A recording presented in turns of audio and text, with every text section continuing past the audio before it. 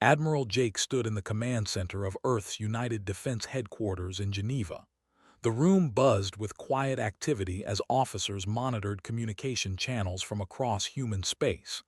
3 months had passed since humanity made first contact with the Empire, and so far, the negotiations had proceeded smoothly.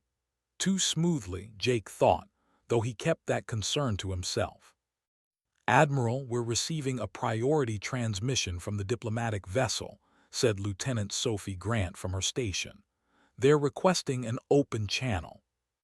Jake nodded, put it through to the main display. The large screen at the front of the command center flickered to life. Jake expected to see Ambassador, the diplomat they had been working with for weeks. Instead, the screen showed something that made his blood run cold. The image showed a planet from orbit.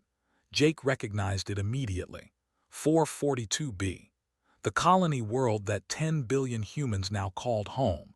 Families who had left Earth 15 years ago seeking new opportunities among the stars. His own brother lived there with his wife and 3 children. "What is this?" Dr. Lisa asked.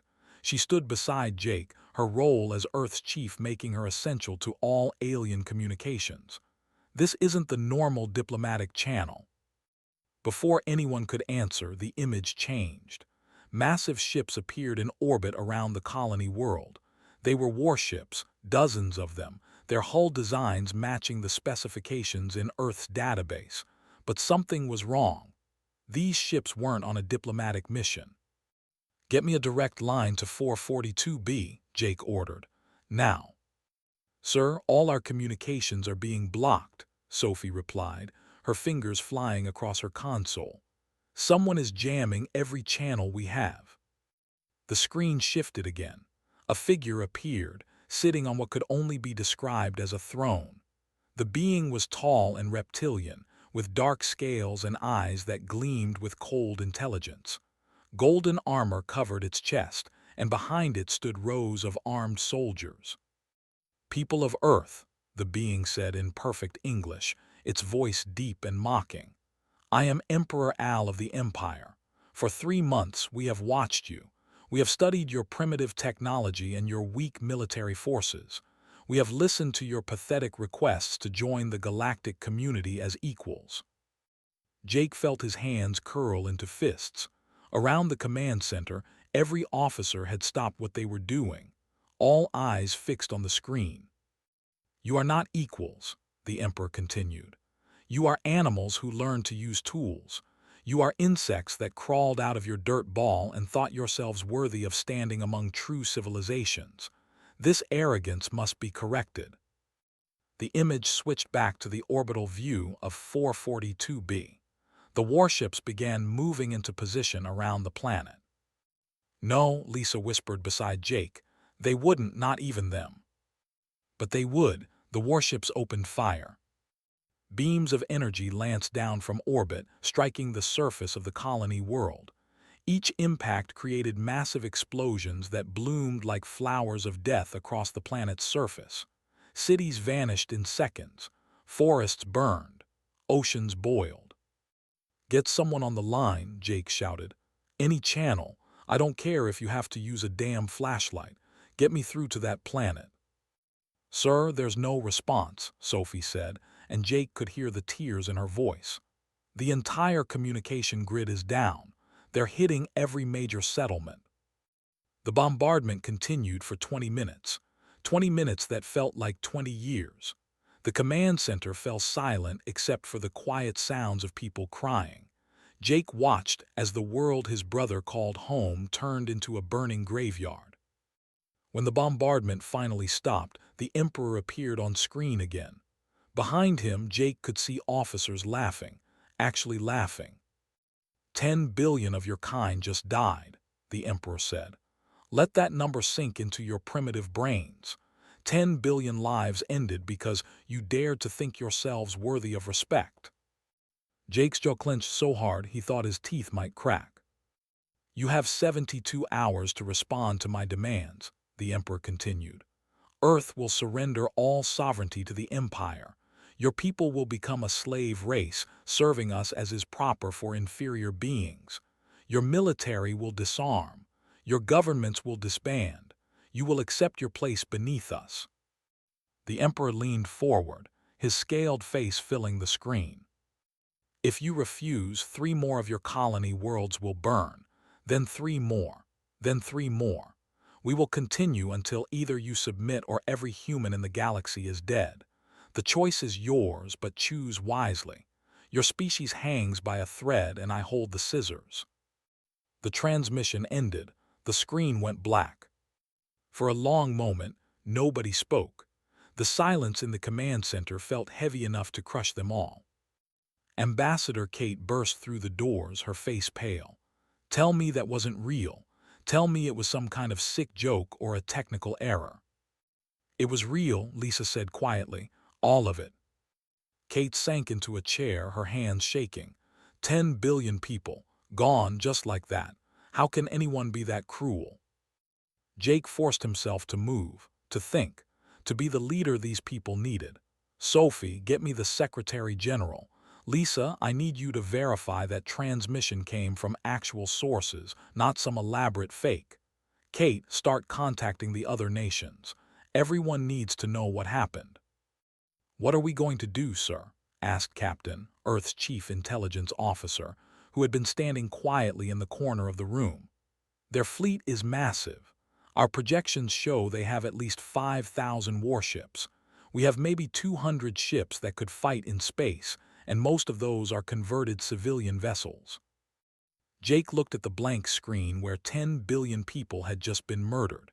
He thought about his brother, about his brother's wife, about 3 children who would never grow up, about a civilization that thought it could casually exterminate entire worlds and expect submission. "Get me General Parker on a secure line," Jake said. "Maximum encryption. Eyes only." Frowned. "General Parker, sir. He's in charge of black-level projects, the stuff that officially doesn't exist." "I know exactly who he is and what he does," Jake said. His voice was calm, but inside, a cold fury was building. "It's time to open some doors that were supposed to stay closed." Sophie looked up from her console, her eyes red from crying. "Admiral, we're getting reports. 3 more colony worlds are under attack. They aren't waiting for our answer." "How many people?" Jake asked. "Early estimates say 5 billion across all 3 colonies. 15 billion human beings, dead or dying. The largest mass murder in the history of Earth species, carried out in less than an hour and broadcast like some kind of sick entertainment." Jake pulled out his command tablet and entered a series of codes he had hoped never to use. Deep in the belt, automated systems began waking up. Projects that had been running in secret for 50 years started receiving activation sequences. Weapons that violated every known law of warfare began powering up. "Get the word out to every human in the galaxy," Jake said. "Tell them to find shelter, tell them to hide, tell them we're coming." "Coming where, sir?" asked. Jake looked at his officers, these good people who believed in peace and diplomacy and the rule of law. He was about to ask them to become something else, something darker, something necessary. "We're going to kill them," Jake said simply. "Every single who had a hand in this, every officer who followed that order, every ship that fired those weapons. We're going to find them, and we're going to show them what happens when you mistake human patience for human weakness." The command center remained silent, but Jake saw the change in their faces. The grief hardening into determination, the tears turning into cold resolve. "They wanted to see what humanity is really capable of," Jake said. "They're about to find out." Shuttle ride to Olympus Station took 6 hours. Jake spent every minute of it staring at casualty reports that kept climbing. 15 billion confirmed dead. 3 more colony worlds under bombardment. They weren't even pretending to wait for Earth's response anymore. They were simply killing humans for sport. General Chris Parker met Jake at the docking bay. The older man looked tired, his gray hair and lined face showing the weight of secrets he had carried for decades. He saluted Jake briefly before speaking. "I hoped we would never need to have this conversation," Chris said as they walked through the sterile white corridors of the station. When they started Project Nightfall 50 years ago, it was supposed to be insurance, a worst-case scenario that would never actually happen. "Tell me about the project," Jake said. Chris led him to an elevator that descended deep into the station's core. After we detected the first alien signals in 2047, the world's governments made a decision. We would prepare for first contact, yes. We would extend the hand of friendship, absolutely. But we would also prepare for war. The elevator doors opened onto a massive facility that took Jake's breath away. The chamber stretched for what looked like miles in every direction. Rows upon rows of spacecraft filled the space, each one sleek and black and utterly unlike anything in Earth's public fleet. "For 50 years, the best minds on Earth have been working here," Chris continued. "Theoretical physicists who were told to ignore ethics and focus on results. Engineers who were asked to build weapons we hoped never to use. We've been preparing for hostile first contact since before most of these scientists were born." Doctor approached them, his white lab coat seeming out of place among all the military hardware. He was young, maybe 40, with sharp eyes behind his glasses. "Admiral, I wish we were meeting under better circumstances." "Show me what you have," Jake said. Led them to a display panel that showed technical specifications scrolling past faster than Jake could read. "We started with a simple question. If we meet aliens who want to destroy us, how do we fight them with technology they've never seen before?" "And what did you come up with?" Jake asked. "Everything we could think of," replied. "The ships you see here are Void-class destroyers. They use quantum phase technology to slip between dimensions. They can pass through solid matter like it doesn't exist. Shields can't stop them. Armor is meaningless. They strike from angles that shouldn't be possible in normal space." Chris pulled up another schematic. "These are quantum cascade torpedoes. They don't just destroy their target. They collapse the quantum probability field around anything they hit. Matter simply ceases to exist. No explosion, no debris, just gone." Jake stared at the weapon specifications. The numbers seemed impossible. "How much power do these things need?" "That's where it gets interesting," said with a grim smile. "We cracked zero-point energy extraction 20 years ago. Every ship here has a power source that pulls energy directly from the quantum vacuum. Effectively, unlimited power." "And you kept this secret?" Jake asked. "Clean, unlimited energy and you kept it hidden?" "We had to," Chris said. "If hostile aliens detected Earth using technology this advanced, they would see us as a threat before we were ready to defend ourselves. We needed to appear weak, primitive, non-threatening." Jake thought about the Emperor laughing as he ordered the deaths of billions. "It worked. They think we're helpless." "There's more," said, pulling up additional displays. "We have Starkiller missiles that can destabilize a sun. Reality anchor bombs that freeze entire regions of space, making faster-than-light travel impossible. Swarms that can disassemble a warship down to its component atoms in minutes." "How many ships?" Jake asked. 200 Void-class destroyers," Chris replied. "Each one capable of taking on 50 conventional warships. We also have support vessels, carriers, mobile construction facilities. Everything needed for an extended campaign." Commander Amy joined them. She wore a pilot's flight suit and carried her helmet under one arm. "Admiral, I'm the lead test pilot for the Void-class program. I've been flying these ships for 10 years. They're ready." Jake looked at Amy, then adding Chris. "The question I have to ask is this. Are these weapons too powerful? If we use them, do we become just as bad as the—" The question hung in the air, looked uncomfortable. Chris remained silent. It was Amy who answered. "Sir, I watched the broadcast. I saw what they did to 442B. My sister lived there with her family. 2 kids, ages 6 and 8. They're gone now, along with 10 billion other people who never had a chance to fight back." Amy's voice remained steady, but Jake could see the pain in her eyes.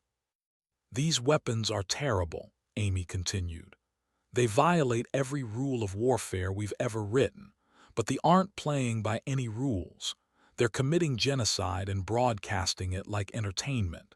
If we don't stop them with everything we have, they'll kill every human in the galaxy." "She's right," added. "We built these weapons hoping never to use them, but if there was ever a time that justified their use, this is it. The alternative is extinction." Jake walked along the rows of ships, his footsteps echoing in the vast chamber. Each vessel represented years of work, decades of preparation. The minds Earth had produced, all focused on creating the most destructive force humanity had ever conceived. "There's something else you need to know," Chris said quietly.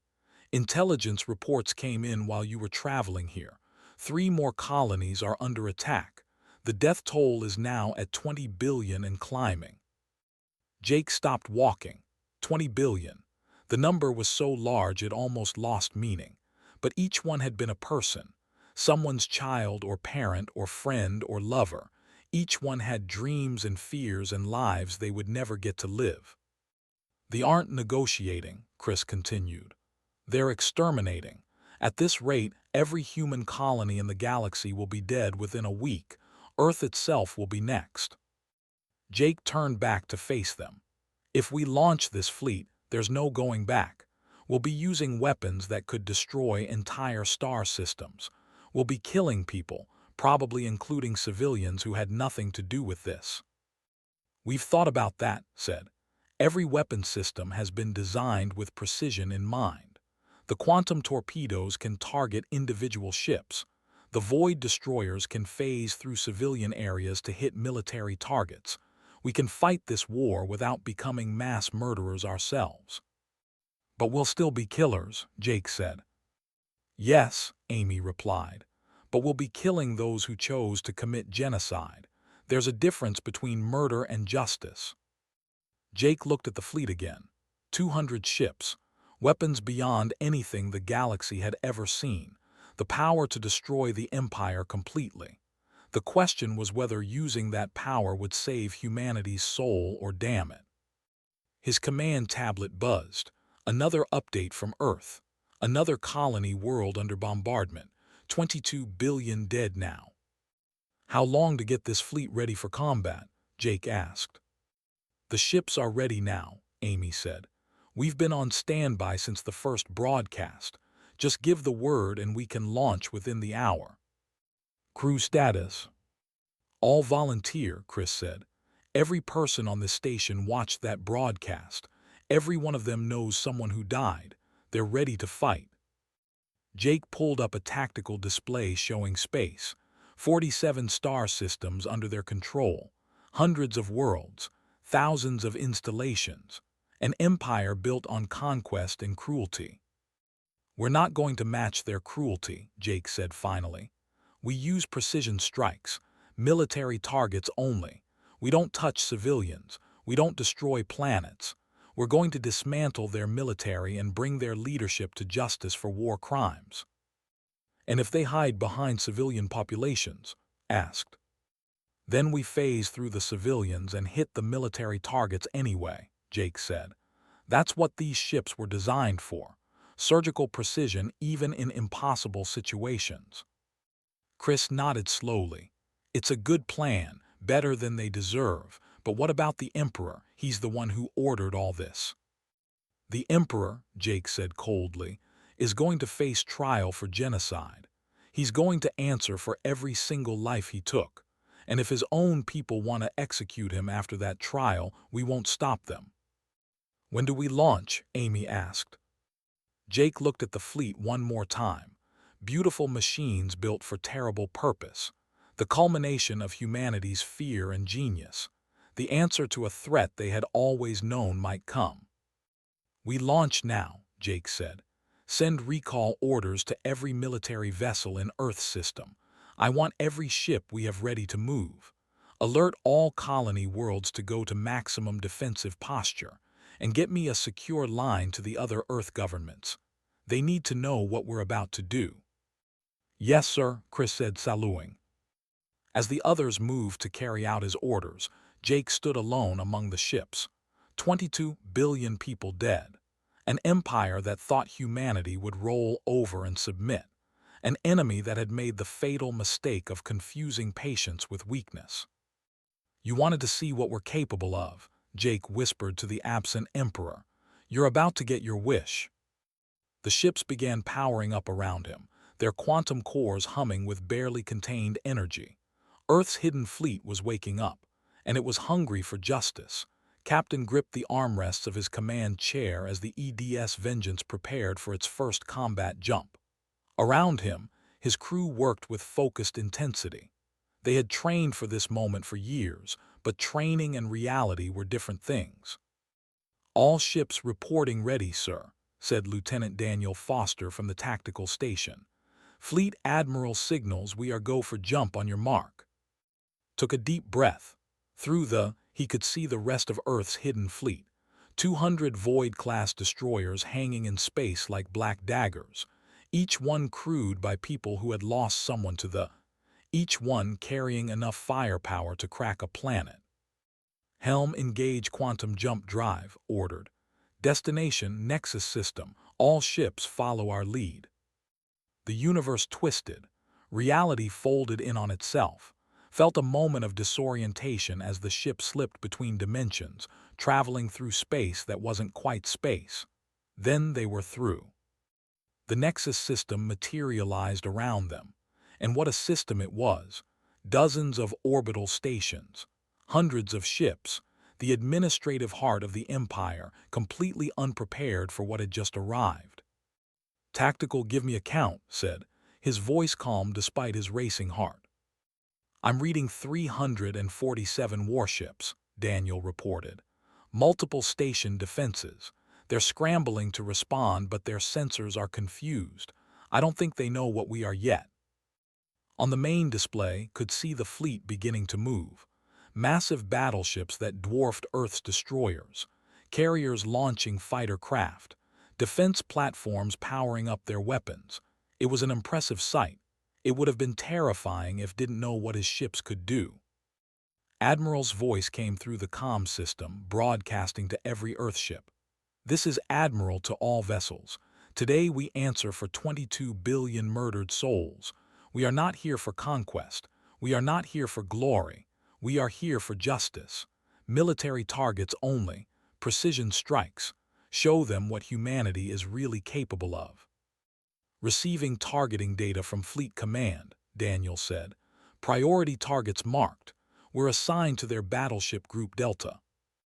Commander reports the Void destroyers are ready to phase, added Lieutenant Sophie Grant from Communications. They're waiting for your signal, Captain. Watched the fleet form up. They moved with confidence. Why wouldn't they? They outnumbered the human fleet nearly 2-1. They had destroyed human worlds with ease. From their perspective, this battle was already won. They were about to learn otherwise. All ships engage quantum phase drives, ordered. Go to void state. The EDS Vengeance and 50 other destroyers simply vanished. They didn't jump away or activate cloaking devices. They shifted into a dimension that overlapped normal space but didn't quite touch it. From the outside, it looked like the ships had ceased to exist. Watched his displays as the ship glided through the formation. They passed through massive battleships as if the aliens were ghosts. Shield generators that could stop nuclear weapons meant nothing to a ship that existed in a different phase of reality. We're inside their formation, Daniel reported. Enemy ships are all around us, but they can't detect us. Quantum torpedoes armed and ready. Target that command battleship, said, pointing to a massive vessel that had to be at least 5 times larger than his destroyer. Fire when ready. Daniel's fingers danced across his console, torpedoes away. The Void destroyers phased back into normal space for just a moment, long enough to fire. Quantum torpedoes erupted from their launchers, streaking toward their targets faster than they could react. Then the Earthships phased out again, becoming intangible. The torpedoes hit, And when a quantum cascade weapon struck something, the result was like nothing else in the universe. The command ship didn't explode. The quantum probability field around it simply collapsed. Matter ceased to exist in an expanding sphere that consumed the entire vessel in 3 seconds. Where there had been a battleship, there was now nothing. Not debris, not wreckage, just empty space. "Target eliminated," Daniel said, his voice shocked despite having trained on these weapons. "Probability collapse complete." All across the battlefield, the same thing was happening. Ships were simply vanishing as quantum torpedoes found their marks. The alien fleet's sensors couldn't track the human vessels. Their weapons couldn't target enemies that phased in and out of reality. Their shields couldn't stop weapons that existed outside normal space until the moment of impact. Brought up a tactical view of the entire battle. The formation was collapsing into chaos. Ships were firing wildly in all directions, trying to hit enemies they couldn't see. Some were hitting each other in the confusion. Others were trying to retreat but had nowhere to go. "Captain, we're receiving a transmission from the fleet command," Sophie said. "Audio only. They're hailing us on all frequencies." "Put it through," said. A voice filled the bridge, speaking in heavily accented English. "Human ships, this is Fleet Admiral of the Imperial Navy. I demand you identify yourself and explain this attack. You are in violation of all galactic warfare conventions. Stand down immediately or face the consequences." Felt anger surge through him. This alien was talking about conventions and consequences after his empire had murdered 22 billion civilians. "Open a channel," said. "Broadcast to all vessels and stations." "Channel open, sir," Sophie confirmed. Took a moment to choose his words carefully. When he spoke, his voice was cold and hard. "This is Captain of the Earth Defense Ship Vengeance. 3 days ago, your Emperor broadcast the murder of 10 billion human colonists on 442b. He ordered this atrocity. You carried it out. Your fleet killed 22 billion innocent people, including women and children, and you broadcast it like entertainment." He paused, watching as another battleship vanished under quantum torpedo fire. "Your Emperor gave Earth 72 hours to surrender or face more massacres. We are not surrendering. Instead, we are coming for everyone who participated in these war crimes, every officer who followed those orders, every ship that fired those weapons, every leader who thought genocide was acceptable." Another pause. More ships died. "You called us primitive animals. You said we were insects who learned to use tools. You made a mistake. You judged our mercy as weakness, our patience as cowardice. You're about to learn what happens when humans stop being patient." Nodded to Daniel. "Resume firing. Military targets only. If they try to hide behind civilian stations, phase through them." The battle continued for 2 hours. The fleet fought desperately, but desperation meant nothing against weapons they couldn't understand. By the time it ended, every single warship in the Nexus system had been destroyed. 347 ships. Gone. But had kept his word. Not a single civilian station had been touched. Not one residential habitat. The orbital cities that housed billions of civilians remained intact, though now they had a perfect view of their shattered military. "Casualty report?" asked. "Zero," Daniel said, sounding amazed. "Not a single Earth ship took damage. The never managed to land a hit." Felt no satisfaction from that. This wasn't a victory to celebrate. It was a grim necessity. Justice served with overwhelming force.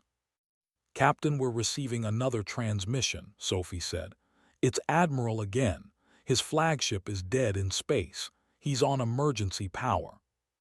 "Put him through," said. The Admiral's voice came through, and this time all the arrogance was gone. Now there was only shock and fear. "What are you? How is this possible? Our intelligence said humans were barely capable of. You should not have weapons like this. You should not be able to fight like this. What are you?" Thought about that question. What were humans? a species that preferred peace but prepared for war, a people who showed mercy until mercy was answered with massacre, a civilization that would rather die than kneel. "We are what you made us," said. "You brought this on yourselves. Your emperor will face trial for genocide, your empire will fall, and every world you've conquered will be free. That's the price of your crimes." "You can't defeat the entire empire," said, but his voice held no conviction. "We have thousands of ships, dozens of systems." Had corrected. "You had thousands of ships, now you have less. And by the time we're done, you'll have none. This is just the beginning." He cut the transmission. Around the Nexus system, civilian stations were broadcasting emergency signals, not to each other but outward, to other worlds. The message was simple: the humans had come, and everything they thought they knew was wrong. "Fleet command signals for all ships to regroup," Sophie reported. "Admiral wants us to jump to the next target within the hour." "Where are we going next?" Daniel asked. Pulled up the tactical map. Had marked 6 more military systems, 6 more concentrations of warships, 6 more targets that needed to be eliminated before they could threaten humanity again. "Everywhere," said. "We're going to every military installation in their empire, and we're going to dismantle them one by one until there's nothing left that can hurt us." He looked at his crew, good people who had been forced to become warriors. "This isn't going to be easy. Even one-sided battles take a toll, but we're not doing this for revenge. We're doing this to make sure no one else dies the way our people did." Lieutenant Sophie Grant spoke up quietly. "Sir, my parents were on one of the colony worlds. The last transmission I got from them was them telling me they loved me. Then nothing. They're gone." "My brother," Daniel added. "His whole family. They lived on 442B. I used to get messages from my nephew about his school projects. He was 8 years old." Around the bridge, saw similar pain on every face. Everyone had lost someone. Everyone carried that weight. "Then we do this for them," said. "We make sure their deaths meant something. We make sure no one else suffers like they did. And we show the galaxy that humanity protects its own, now and always." The fleet began jumping away, ships vanishing one by one into quantum space, each one heading toward another target, another system, another piece of the empire that needed to be torn down. Admiral sat in his dying flagship and watched them go, and for the first time in his long military career he felt true fear. The humans hadn't come to conquer, they had come to destroy, and they had the power to do it. Pressed herself against the wall of her apartment as another explosion shook the building. Through her window, she could see the orbital stations burning, not from human weapons. The humans weren't attacking civilian structures. The explosions came from military ships, trying desperately to escape and crashing into anything in their path. She had watched the broadcasts. Everyone on Prime had watched them. First, the glorious transmission from Emperor Al as he ordered the extermination of human colonies. The military had assured them this would show the galaxy that the Empire was strong, unstoppable, supreme. Then came the second broadcast, the one from the Nexus system, the one that showed the entire Imperial fleet being destroyed in less than 2 hours. 347 warships simply ceased to exist. The humans did it without even taking damage. Had been raised on stories of superiority. She had believed the propaganda. They were the strongest species in the galaxy. Other races existed to serve them. Humans were primitive animals who had barely discovered. But the ships she had seen on those broadcasts were not primitive. The weapons that erased entire battleships in seconds were not the tools of animals. The precision that destroyed military targets while leaving every civilian alive was not the work of savages. Her communication device buzzed. It was her neighbor, Al, an older male who had served in the military decades ago. "Are you watching the feeds?" Al's voice was shaking. "The humans just hit the system, same pattern as Nexus. They appeared out of nowhere, destroyed every military vessel, Left within an hour. 0 civilian casualties. Pulled up the news feeds on her display. Images flooded her screen. System after system. Battle after battle. The same story played out each time. Human ships appeared, fleets engaged. The fleets died.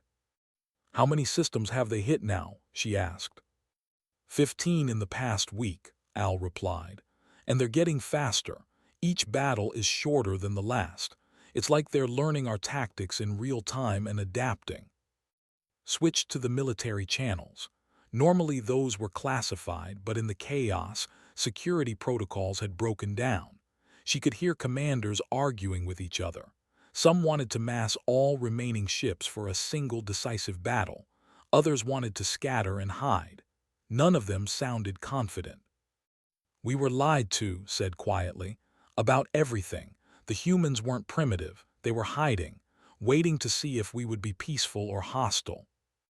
And we chose genocide," Al finished. "We committed mass murder and broadcast it to the galaxy like it was entertainment. Of course they're hunting us now. What else could they do?" A new transmission interrupted their conversation. It was being broadcast on all frequencies, civilian and military. Recognized the woman speaking, Ambassador Kate of Earth. She had been one of the diplomats trying to negotiate peaceful relations before the Emperor ordered the massacres.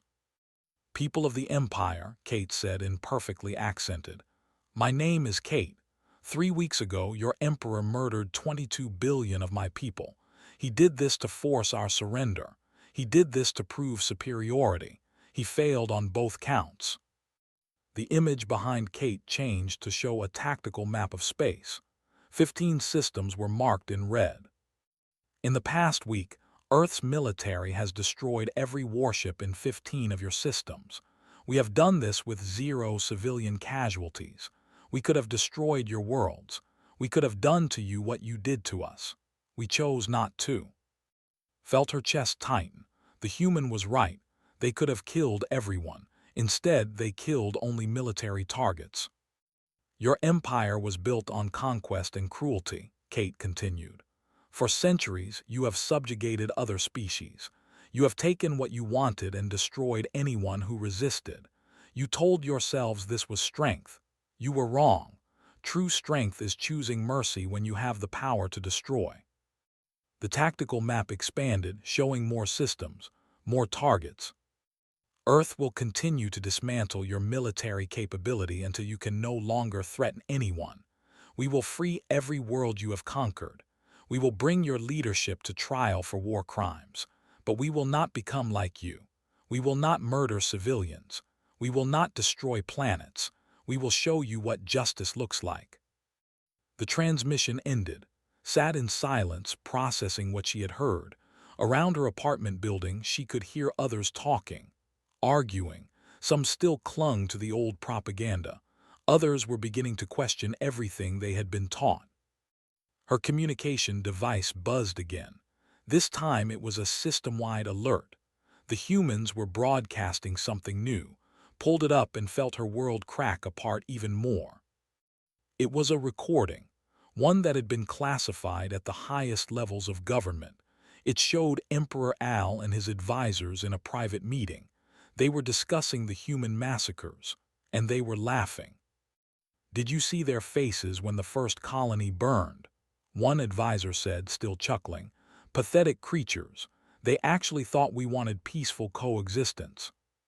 "The best part was broadcasting it live," another added. "Letting them watch their own people die while they could do nothing about it. That's how you break a species' spirit." The Emperor himself had been grinning. "Continue with the schedule. Hit 3 colonies per day. Make them suffer. Make them beg. Only accept their surrender after at least half their population is dead. I want them to know true despair." They had planned it, all of it. The massacres weren't even about conquest or resources. They were about causing maximum suffering, about breaking humanity's spirit through torture on an unimaginable scale. Felt sick. This wasn't war, this wasn't even conquest. It was sadism, evil for the sake of evil. The recording ended, but the damage was done. Across the empire, civilians were seeing their leaders for what they truly were, monsters who committed genocide for entertainment. "We deserve what's coming," Al said through the communication link. His voice was hollow. "We deserve all of it." Over the next week, watched her empire collapse, not just militarily but socially. Riots broke out on dozens of worlds, not against the humans but against their own government. Populations that had been lied to for generations were demanding answers. The subject species that they had conquered for centuries saw their chance. Rebellions erupted on world after world. The military, already being systematically destroyed by Earth's fleet, couldn't suppress the uprisings. Within days, half the empire was in open revolt. Admiral Jake broadcast another message. This one was different. He listed every officer who had participated in the massacres, every ship captain who had fired on civilians, every commander who had followed the order to commit genocide. The list ran for 3 hours. "These individuals are wanted for war crimes," said at the end. "They will be tried. They will answer for what they did. Any world that surrenders these criminals will be left in peace.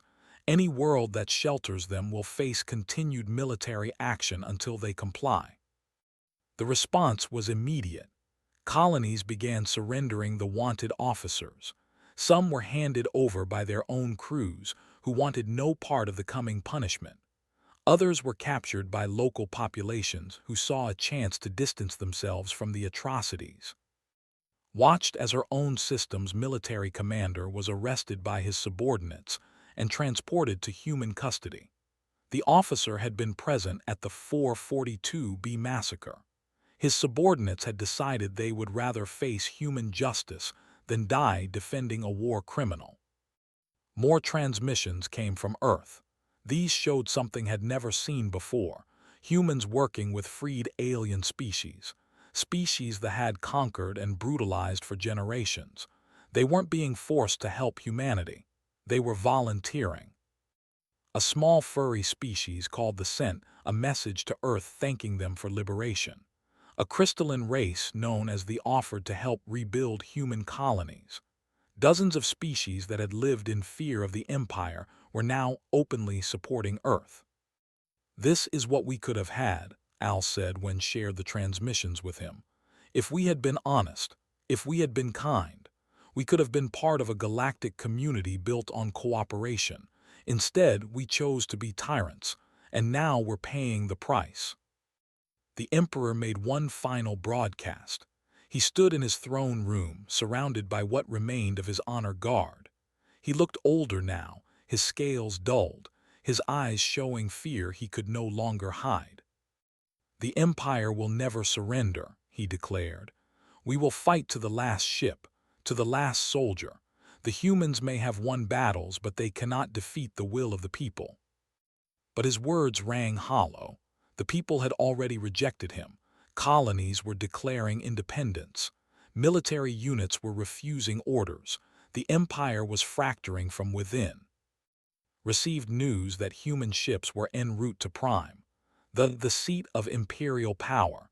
The humans were coming for the Emperor himself.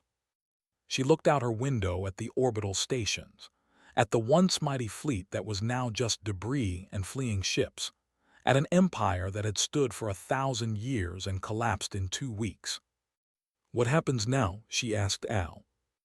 "Now," he replied, "now we face what we've done. We look at the 22 billion humans who died because of our arrogance.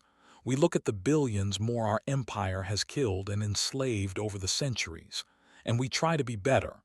If they let us live, we have to be better." Nodded slowly. Through her window, she could see the first human ships appearing in orbit, black and sleek and absolutely terrifying, not because of what they would do to her, but because of what they could have done and chose not to. The Empire had shown humanity its worst.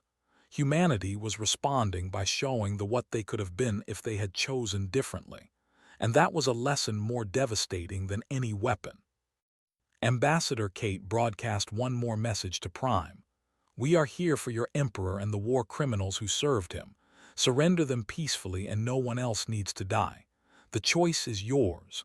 Choose wisely. Knew what choice her people would make. They had to, because the alternative was being destroyed by an enemy that had every right to hate them but somehow still chose mercy over vengeance. That mercy, more than anything else, showed exactly how far they had fallen, and exactly how much they had lost when they chose cruelty over compassion. Admiral Jake stood on the bridge of his flagship as it entered orbit around Prime. Below, the sprawled across the billions of beings lived on that world. Most of them had nothing to do with the massacres. Most had just been living their lives while their government committed atrocities in their name. Sensor reading, Captain, Jake asked. Checked his displays. I'm reading 213 warships in defensive formation around the planet. They're the last of the military. Everything else has been destroyed or surrendered over the past 2 weeks. They're positioning themselves between us and the planet, Commander Amy noted, using civilian orbital stations as cover. They want us to hit civilians if we fire. Jake studied the formation. The Emperor had gathered every ship he could find, scraped together the remnants of his once mighty fleet, and now he was hiding behind his own people, daring Earth to become the monsters he had been. Open a channel to the fleet, Jake ordered. All frequencies. I want everyone on that planet to hear this. Channel open, Admiral, Sophie confirmed. Jake took a breath. What he said next would shape how the galaxy viewed humanity for generations to come. They could end this war right now with overwhelming force, destroy the planet and eliminate the threat forever. Many in Earth's military wanted exactly that. 22 billion dead demanded vengeance. But vengeance and justice were not the same thing. This is Admiral Jake of Earth's United Defense Forces, he began. 2 weeks ago, Emperor Al ordered the murder of 22 billion human beings. He broadcast these atrocities like entertainment. He laughed as children died. He celebrated the destruction of entire civilizations. He paused, letting his words sink in. Since then, Earth's military has destroyed every warship that participated in these crimes. We have dismantled your military capability across 15 systems. We could have killed billions in response to your actions. We chose not to. We targeted only military installations. We spared every civilian we could. On the fleet held position. No one fired, no one moved. They were waiting. We did this because we are not like your emperor, Jake continued. We are not murderers. We do not kill innocents. We do not punish entire populations for the crimes of their leaders. We are better than that. We have to be better than that, or all those deaths mean nothing. He pulled up a data file, one that Earth's intelligence had compiled over weeks of investigation. Names, dates, orders, a complete record of everyone involved in the massacres.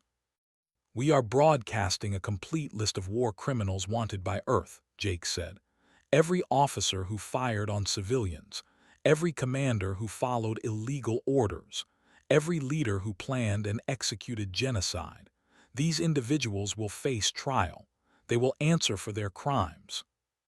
Admiral, I'm reading movement in the formation, Daniel reported.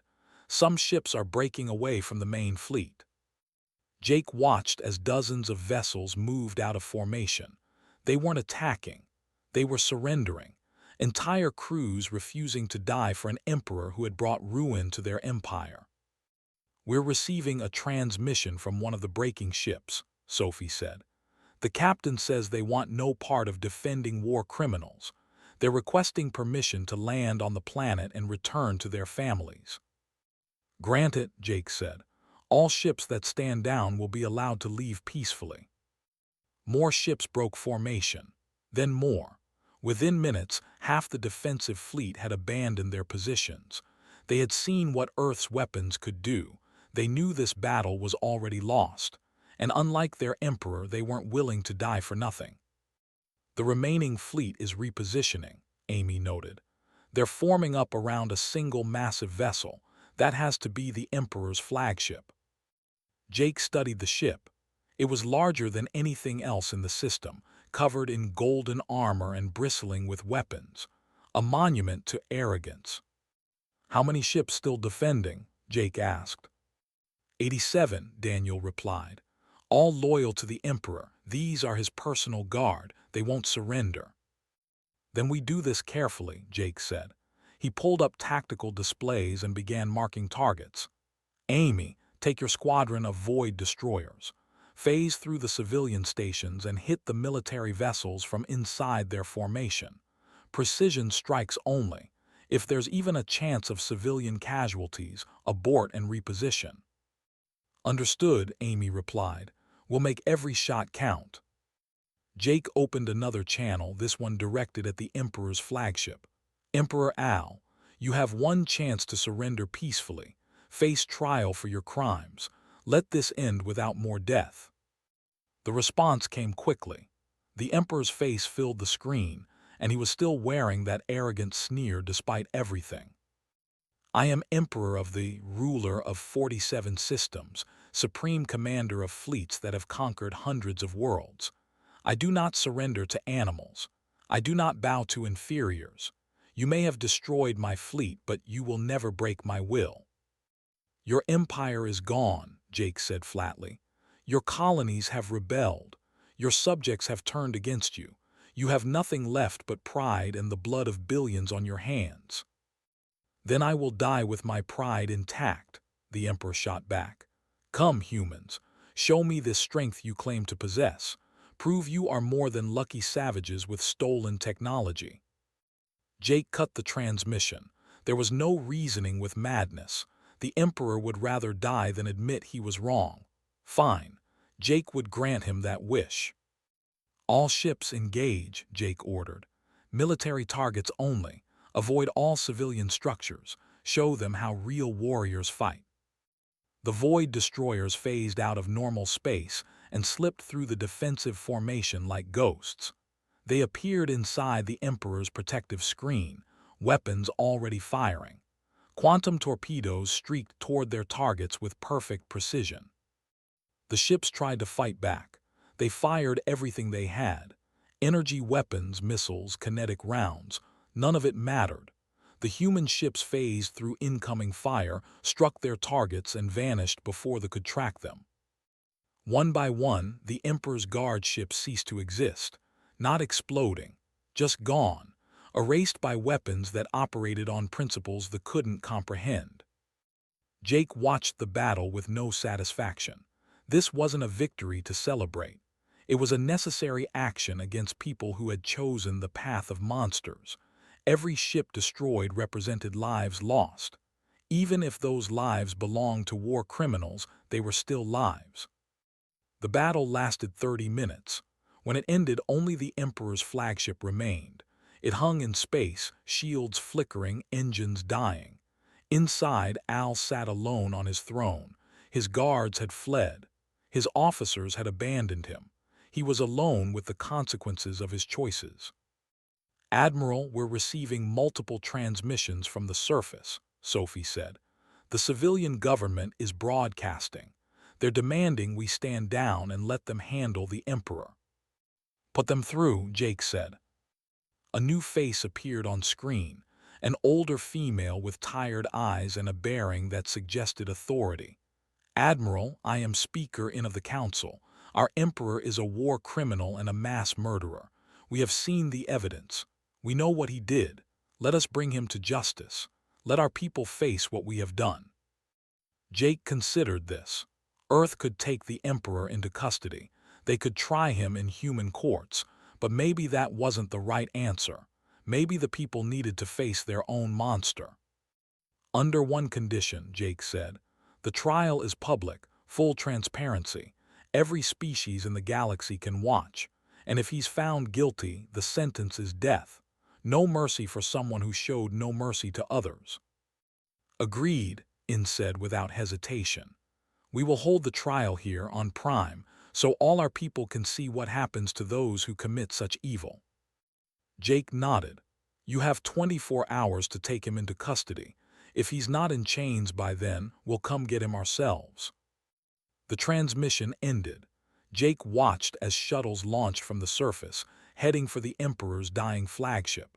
His own people were coming to arrest him. The empire he had built on cruelty was turning on him at last. "Admiral, Ambassador is requesting to speak with you," Sophie said. Kate's face appeared on a side screen. She looked exhausted but determined. "Jake, I've been in contact with over 40 alien species, the ones the conquered. They're all grateful for what we've done. They want to form a new galactic council, one based on cooperation instead of conquest." "That's good," Jake said. "We need something better than what came before." "They're asking if Earth will help lead it," Kate continued. "They trust us because we showed restraint. We could have destroyed the entirely. We didn't. That matters to them." Jake thought about that. Earth, leading a galactic council. The responsibility was enormous. The potential for mistakes was equally large, but someone had to try to build something better. "Tell them yes," Jake said, "but make it clear. Earth doesn't want an empire, we want a partnership. Every species gets a voice. Every world gets a vote. We do this together or not at all." "I'll tell them," Kate said. "Jake, what you did here, the way you fought this war, you saved what humanity is. We could have become just like we didn't. That matters more than you know." The transmission ended. Jake looked out at Prime. On the surface, the Emperor was being dragged from his flagship in chains. His own people were crying for his blood. Justice would be served. But Jake felt no satisfaction. He thought about the 22 billion humans who would never see this moment, never know that their deaths were avenged, never get to live the lives they should have had. Dr. Lisa entered the bridge. She had been quiet for most of the campaign, coordinating with freed alien species and helping establish communication protocols. Now she stood beside Jake, looking at the planet below. "It's over," she said simply. "Is it?" Jake asked. "We destroyed their military. We arrested their leadership. But can you really end something like this? Can there ever be real peace after so much death?" "I don't know," Lisa admitted. "But I know we tried to do it right. We could have killed billions in revenge. We killed only those who were guilty. That's something." "Is it enough?" Jake wondered. "It has to be," Lisa said. "Because if it's not, if mercy and justice aren't enough, then what hope is there for any of us?" Jake pulled up a list on his command tablet. 22 billion names. Every human who died in the massacres. He would never be able to read all those names. There were too many. But he had promised himself he would try. He would remember them. "Set course for Earth," Jake ordered. "It's time to go home." As the fleet prepared to depart, Jake watched the shrink on the. A new age was beginning. One where humans were a major galactic power. One where Earth would help lead the rebuilding of dozens of civilizations. One where the mistakes of the past could hopefully be avoided. But it was also an age born from tragedy, built on the graves of billions, forged in the fire of necessary violence. Jake would carry that weight for the rest of his life. They all would. Commander Amy approached him. "Admiral, the Memorial Commission on Earth is requesting input. They want to build a monument for the fallen. They're asking what we think it should say." Jake thought for a long moment. What could you say about 22 billion lives lost? What words could possibly be adequate? "Tell them to keep it simple," Jake said finally. "Just 3 words. We remember, we endure, we protect. That's what humanity is. That's what we have to be, now and always." Amy nodded and moved away to relay the message. Jake remained on the bridge as Earth's fleet jumped away from Prime, heading home, heading toward whatever future they had bought with blood and steel and the choice to be better than their enemies. The war was over. The hard part was just beginning, building something worth all the sacrifice, creating a galaxy where such atrocities could never happen again, making sure those 22 billion souls didn't die for nothing. Jake looked at the stars and made a silent promise, to the dead, to the living, to the future that would come from this darkness. Humanity would endure. humanity would protect, and humanity would never ever forget.